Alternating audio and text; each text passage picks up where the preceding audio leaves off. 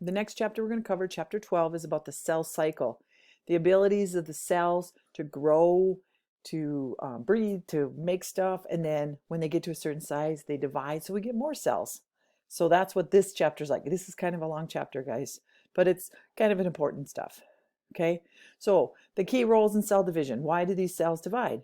Well, living things have the ability to reproduce, to grow.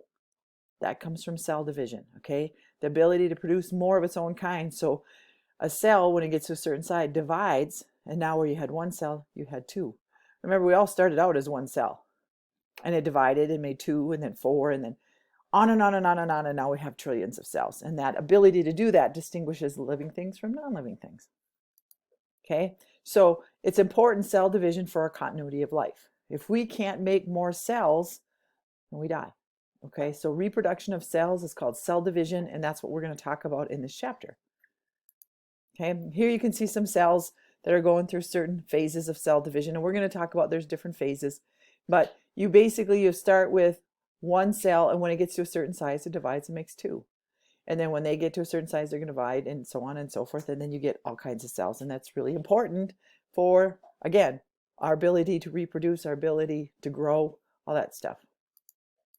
Okay, so in a unicellular organism, that means one that's only made out of one cell.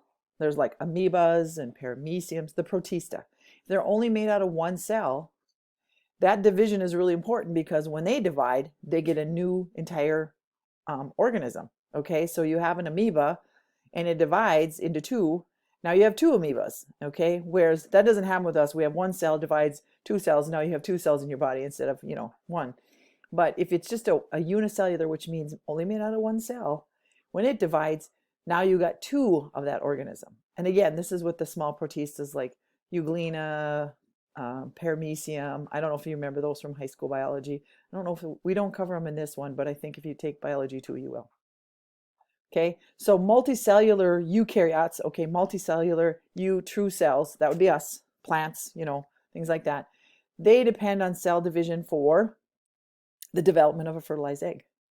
Okay, so an egg is when it comes from mom and it's not fertilized, it's a gamete, they call it, and then the sperm comes in, the two of them join together, and now it's fertilized, it's called a zygote. It will produce a new individual. Okay, we need cell division for growth. Again, we started out as one. Now we got, okay, we started out as one cell, and it would divide and divided and divided and divided, and now we're trillions of cells. So if those cells don't divide, we don't grow, we don't, we're just one cell, I guess.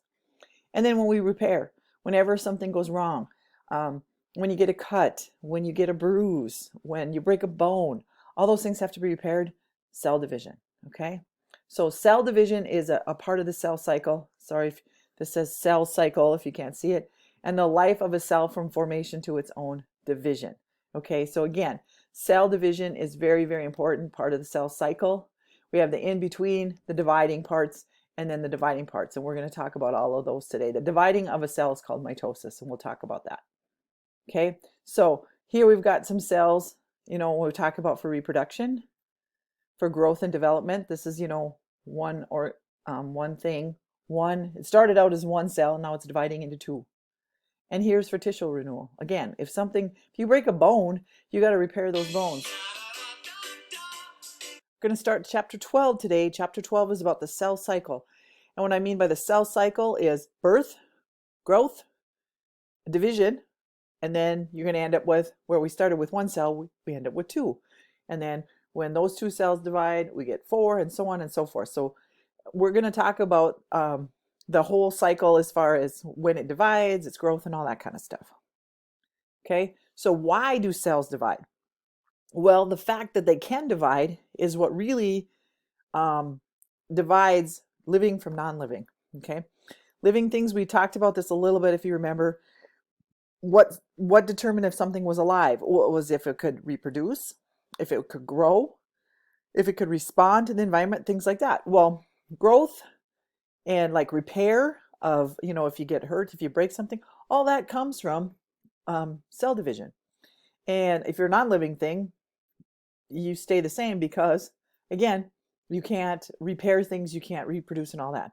So the fact that we have cells in our body that can divide distinguishes living from non-living things.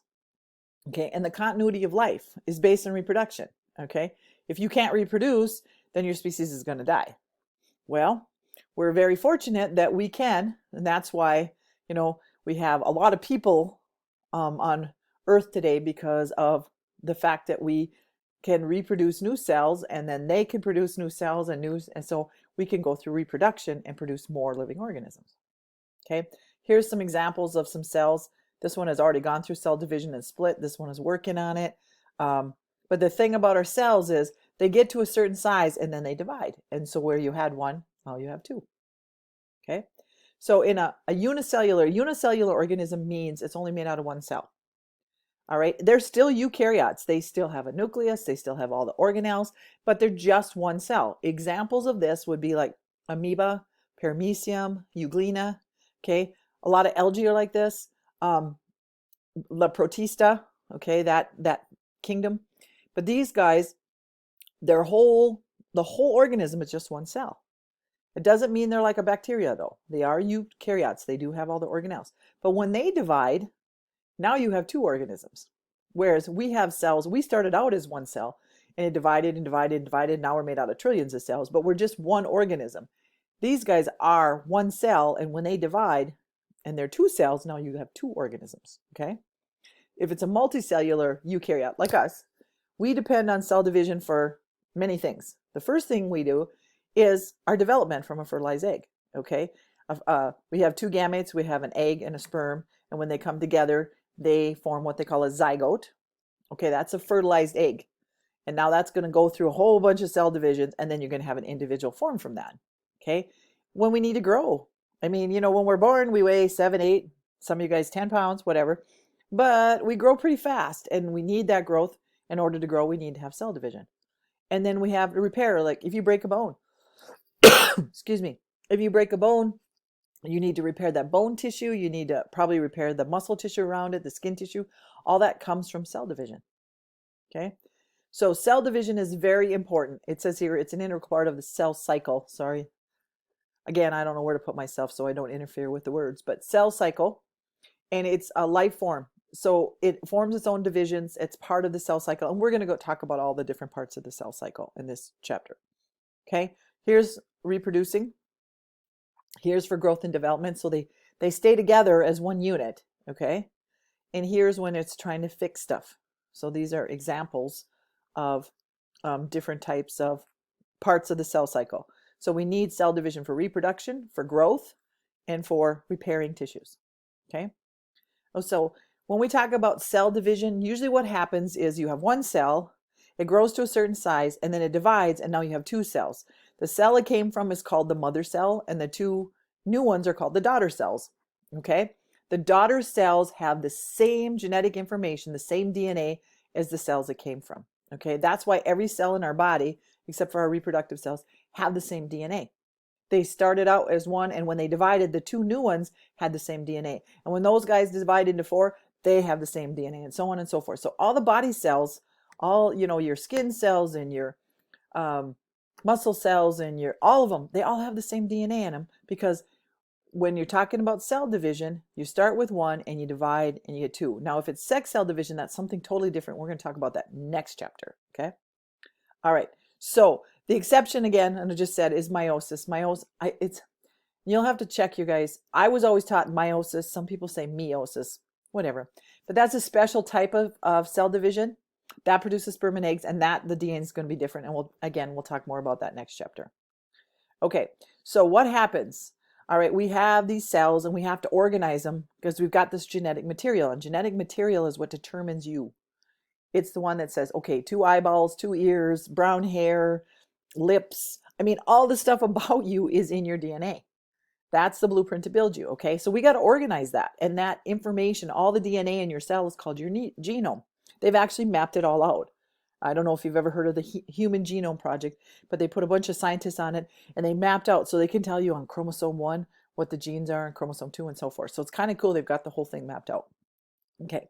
So a genome consists of a DNA molecule, And if you're talking about just a bacteria, it's only one single little DNA molecule. That's all they have. And in that, that's the information to make more bacteria cells. On us, we have quite a few DNA molecules. We have 46 chromosomes. And a chromosome is made out of DNA and a protein. So we have, all that. That's our genome. We have these 46 chromosomes that are made out of DNA. Okay. And again, DNA is packaged in the cell. It's packaged into what they call chromosomes. A chromosome is not just DNA. It's also a protein. What happens is DNA, when it's in your cell, it's as long, skinny, stretched out. But when it's time to divide, what it does is it has these proteins. They're called chromatids. So if this is a chromatid, then what would happen is the DNA would wrap itself around it. And you can actually see chromosomes when you're looking at cells just under a regular microscope. It's pretty cool. Okay, so here we have the DNA. See, it's all kind of stretched out, but this cell's probably getting ready to divide, because what it's going to do is it's going to coil down into these chromosomes, and then pretty soon you're going to be able to actually see the DNA. Okay, so eukaryotic chromosomes, again, true cells like us, plants, so on, they have chromatin, and that's what I was talking about. That's a protein that makes the DNA condense itself. It coils around the protein, and so then all of a sudden now, instead of this long, skinny thing, it's all condensed into a little tiny piece. And then you can see it. Okay. Every eukaryotic species has a characteristic number of chromosomes, and the size doesn't determine. Like, we have 46 chromosomes. Goldfish, I think, have 92. So it's not based on, the size, how many chromosomes you have. But every species has a characteristic number of chromosomes. Okay. Okay. We have in non-reproductive cells. Okay. So again, we're doing the body chromosomes, not the other ones, but we have what they call somatic cells. They have 2 sets of chromosomes, 2 sets, 1 set from mom, 1 set from dad. Okay. So those are the somatic cells. And then we have the sex cells, which are the gametes. In your chromosomes, if you got your chromosomes all mapped out, you have 23 pairs. The first 22 pairs are called somatic cells. They're the ones that are, your body cells. And then your last pair is called your sex cells. And again, they determine what sex you are. If you're XX, you're female. If you're XY, you're a male. Okay. So those are the reproductive sperm, and this is eggs if you can't see it. They have half as many chromosomes. So, and again, we'll talk about that more. When they go through reproduction, a normal cell will start with 46 chromosomes. It'll double its DNA, and then it'll divide, and each new cell will have 46 chromosomes. In gametes, they can't do that. They have to have half, because if you don't have half, you take an egg and a sperm and put them together. This has 23 and this has 23, and you put them together, and now you got 46. Okay. If this one has 46 and this one has 46, now you got 92. That's not good. Okay. You can't have extra chromosomes. If you do, you have problems. Okay. So distribution of the chromosomes during eukaryotic cell division. Okay. This is the normal. In order to divide, okay, something triggers the cell. We talked about cell communication. Something says, hey, we've reached our maximum size. We need to get ready to divide. So the cell will start duplicating its DNA. So the first thing that happens is the chromosomes, and being long and skinny, are going to stretch down into parts. And then each chromosome has a sister chromatid. Okay, so they'll look like X's, but each part of the X is the same thing. Okay, so when they split, this one's going to go to this cell, this one's going to go to that cell, and now they're both going to have the same DNA. So they duplicate their chromosomes, so they have chromatids. Okay, each part of a chromosome is called a chromatid. They're joined in the middle by something they call a centromere. I should remember my names. And then they're gonna break apart, and one's going to go to each side. Okay, the centromere is the narrowing part in the middle. So again, it looks like an X. The X is going to break in half. Half is going to go over here, half is going to go over here. And now you have 2 new cells, and they both have the same DNA. And that's really important that they have the same DNA, because you need to carry on the instructions to build you. You don't want to change it in the middle. Okay, you don't want to eyeball over here or something. So that's what happens. So when the cell gets to a certain size, it says, hey, it's time to divide. First thing we got to do is we got to double our DNA, so that we can make sure that each new cell, each daughter cell, has the same DNA. And that's why all the cells in your body have the same DNA. And we're just about done here, so we're going to quit here, and then we'll pick it up in a little bit.